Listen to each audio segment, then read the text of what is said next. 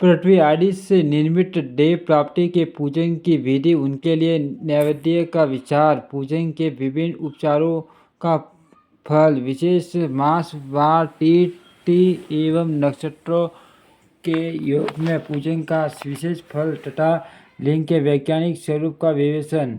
ऋषियों ने कहा, साधु शिरोमणि, अब आप पार्थिव प्रतिमा की पूजा विधान बताइए जिससे समस्त अभीष्ट वस्तुओं की प्राप्ति होती है। सूत जी बोले, महर्षि मुन लोगों ने बहुत उत्तम बात पूछी। मुनि लोगों ने बहुत उत्तम बात पूछी है। पार्थिव प्रतिमा का पूजन सदा संपूर्ण मनोरथों को देने वाला है तथा दुख का तत्काल निवारण करने वाला है। मैं उसका वर्णन करता हूँ, तुम लोग उसको ध्यान देकर सुनो। पृथ्वी आदि की बनी हुई देव प्रतिमाओं की पूजा इस भूतल पर अभिष्टदायक मानी गई है। निश्चय ही इसमें पुरुषों और स्त्रियों का भी अधिकार है। नदी, पोखरे अथवा कुएं प्रवेदा करके पानी के भीतर से मिट्टी से आए, फिर गंध शून्य के द्वारा उसका संशोधन करे और शुद्ध मंत्र में रखकर उसे महीन पीछे और छाने।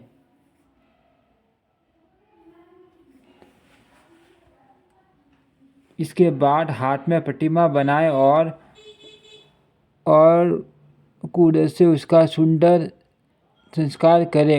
उस प्रतिमा में अर्ध प्रत्यंग अच्छी तरह से हुए हो अथवा पर प्रकार अष्टनंबन समझ में नहीं आ रहा है। आदर पूर्वक उसका पूजन करे। गणेश, सूर्य, विष्णु, दुर्गा और शिव की प्रतिमा का, शिव का एक एवं शिवलिंग का द्विज को सदा पूजन करना चाहिए। पुंडरोपचार पूजन जनित फल की सिद्धि के लिए 16 उपचारों द्वारा पूजन करना चाहिए। पूप से प्रोक्षण और मंत्र पाठ पूर्वक अभिषेक करे। अग्नि के चावल से नैवेद्य तैयार करें। सारा नैवेद्य एक कुडव लगभग पाव भर होना चाहिए। घर में पार्थिव पूजन के लिए एक कुडव और बाहर किसी मनुष्य द्वारा स्थापित शिवलिंग के पूजन के लिए एक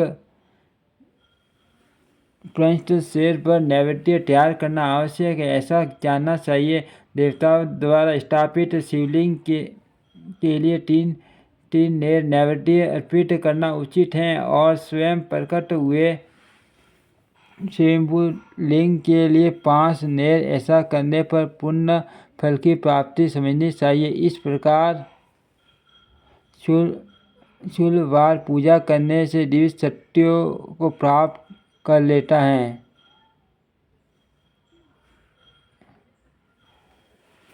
समझ में नहीं आ रहा है।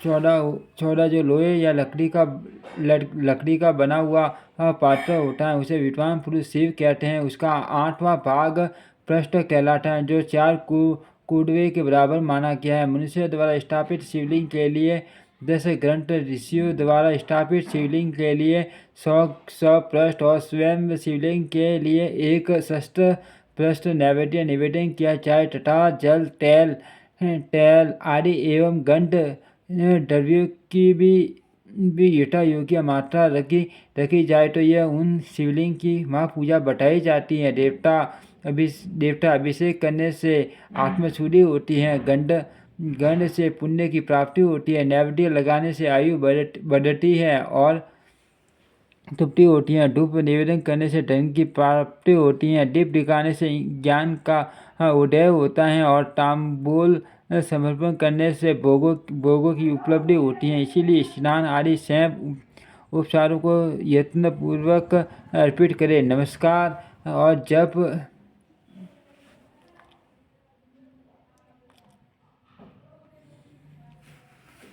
देवताओं का अभिषेक करने से आत्मशुद्धि होती है। गंध से पुण्य की प्राप्ति होती है। नैवेद्य लगाने से आयु बढ़ती है और तृप्ति होती है। धूप निवेदन करने से धन की प्राप्ति होती है।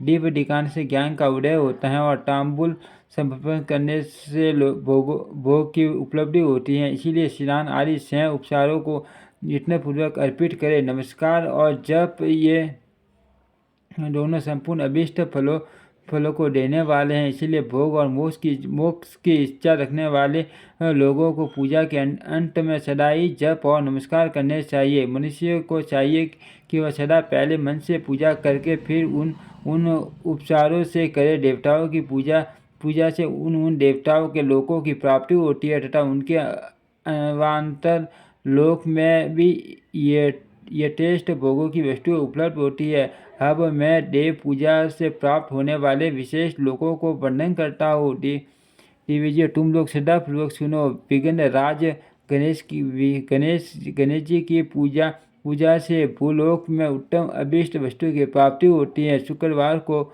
श्रावण और भाद्रपद मास को के शुक्ल पक्ष की चतुर्थी को और पौष मास में शतभिषा नक्षत्र आने पर विधि पूर्वक गणेश जी की पूजा करनी चाहिए।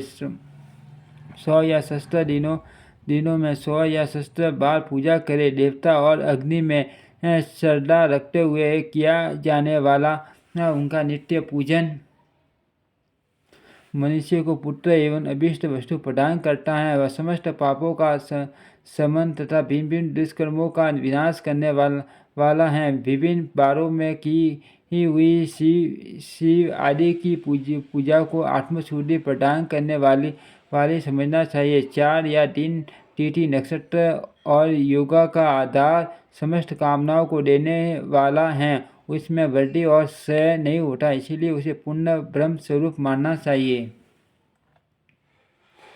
सूर्य काल से लेकर सूर्योदय काल आने तक एक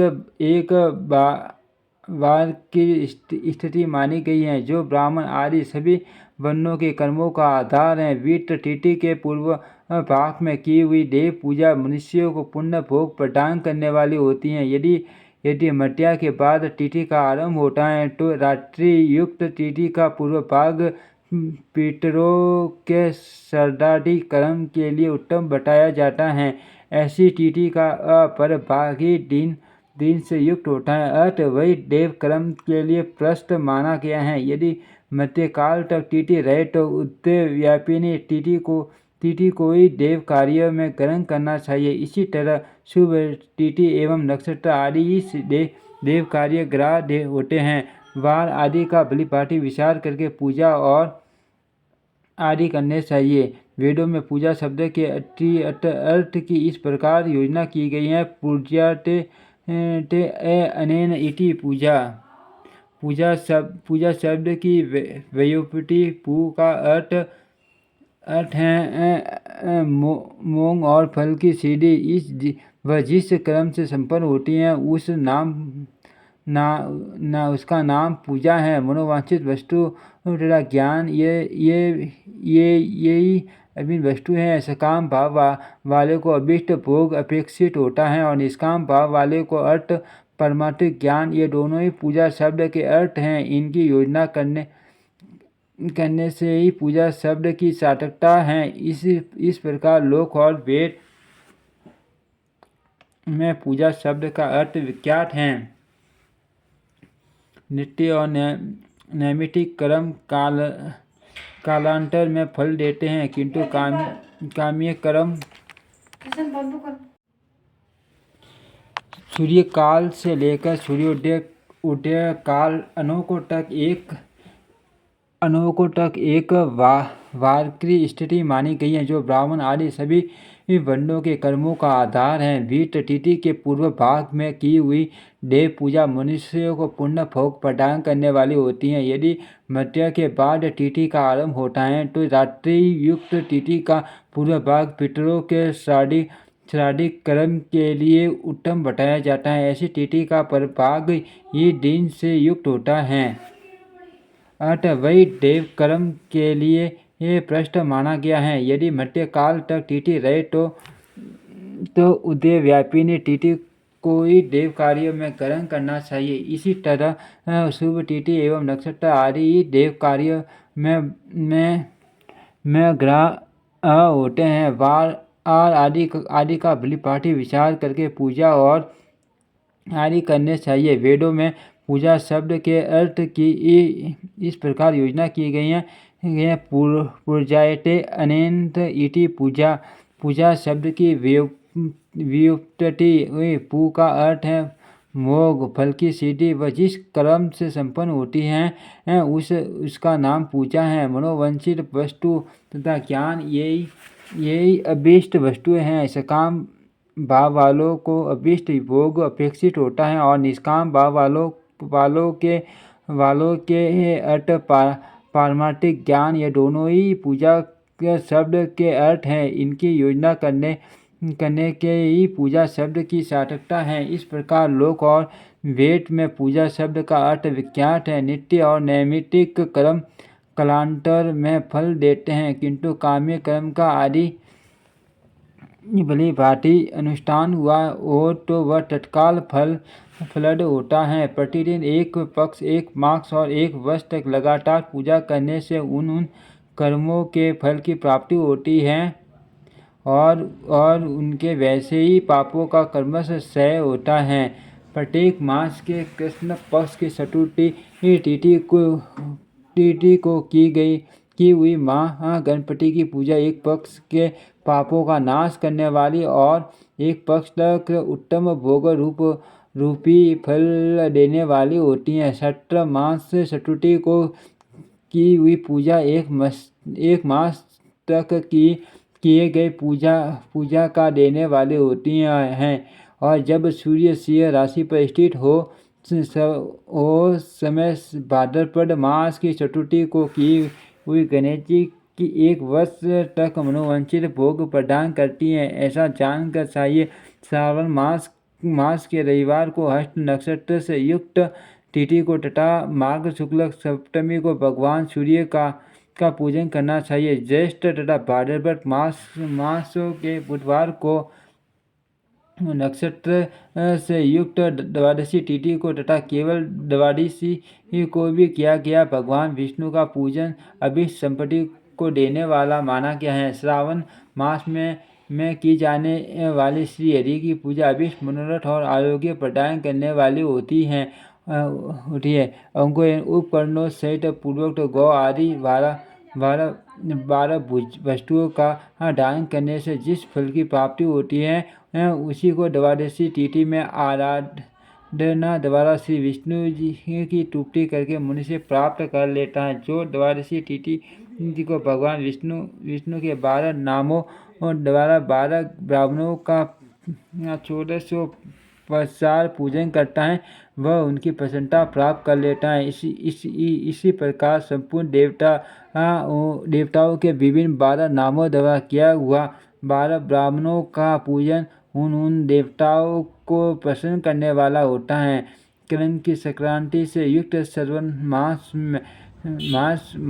में नवमी तिथि को मृगशिरा नक्षत्र के योग में अंबिका का पूजन करें। वे संपूर्ण मनोवांछित भोगों और फलों को देने वाली ऐश्वर्य की इच्छा रखने वाले पुरुष को उस दिन अवश्य उनकी पूजा करनी चाहिए। आश्विन मास के शुक्ल पक्ष की नवमी तिथि संपूर्ण अभीष्ट फलों को देने वाली है। उस मास के कृष्ण पक्ष की चतुर्दशी को यदि रविवार पड़ा हो तो उस दिन का महत्व विशेष बढ़ जाता है। उसके साथ ही यदि आर्द्रा और मार्द्रो सूर्यकांति से युक्त आर्द्रा का योग हो तो उस अवसर पर की गई हुई पूजा का विशेष महत्व माना गया है। माघ कृष्ण चतुर्दशी की हुई शिवजी की पूजा संपूर्ण अभीष्ट फलों को देने वाली है। वह मनुष्यों की आयु बढ़ाती है, मृत्यु कष्ट को दूर करती है और समस्त सिद्धियों की प्राप्ति करती है।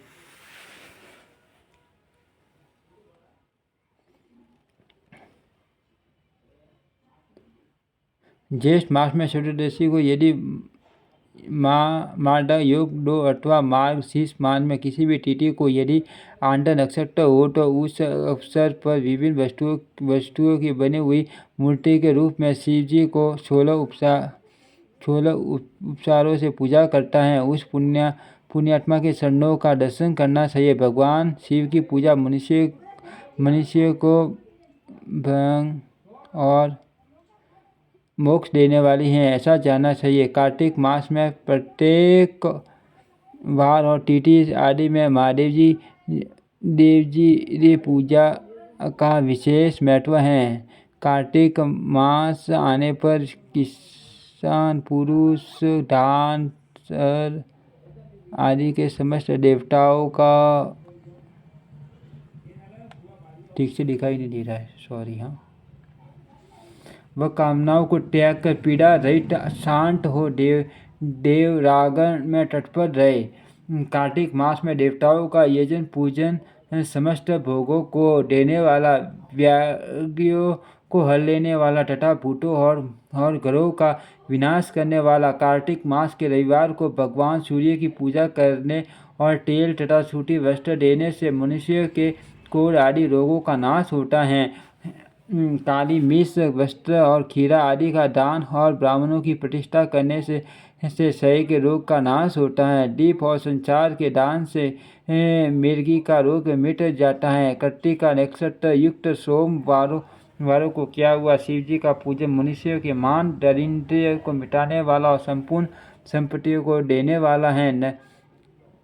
घर की आवश्यक सामग्री के साथ घर और क्षेत्र आदि का दान करने से भी उक्त फल की प्राप्ति होती है। कार्तिका युक्त मंगलवारों को श्री स्कंद का पूजन करने से तथा दीपक एवं घंटा आदि का दान देने से मनुष्य को शीघ्र ही वाक सिद्धि प्राप्त हो जाती है। उनके मुंह से निकली हुई हर एक बात सत्य होती है। कार्तिका युक्त बुधवारों को किया हुआ श्री विष्णु का यजन तथा दही भात का दान मनुष्य को उत्तम संतान की प्राप्ति कराने वाला होता है। कार्तिका युक्त गुरुवार को धन से ब्रह्मा जी का पूजन तथा मधु, सोना और घी का दान करने से मनुष्य के भोग वैभव की वृद्धि होती है। कार्तिका युक्त शुक्रवारों को गजानन गणेश जी की पूजा करने से तथा गंध, पुष्प एवं अन्न का दान देने से मानवों के भोग्य पदार्थों की वृद्धि होती है। उस दिन सोना, चांदी आदि का दान करने से संध्या को भी उत्तम पुत्र की प्राप्ति होती है। कार्तिका युक्त शनिवार को दिक्वालों वंदना दिग्गजों, नागों और से कुंचालंग पूजन, त्रिनेत्रधारी रुद्र, पाप हरि विष्णु तथा ज्ञानदाता ब्राह्मण का आराधन और धन्वंतरी एवं दोनों अश्विनी कुमारों का पूजन करने से रोग, दुर्मृत्यु एवं अकाल मृत्यु का निवारण होता है तथा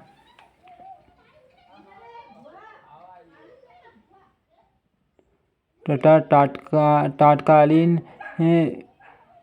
विपत्तियों शांति हो जाती है। नमक है क्या पता, ठीक से दिखाई नहीं दे रहा होती है।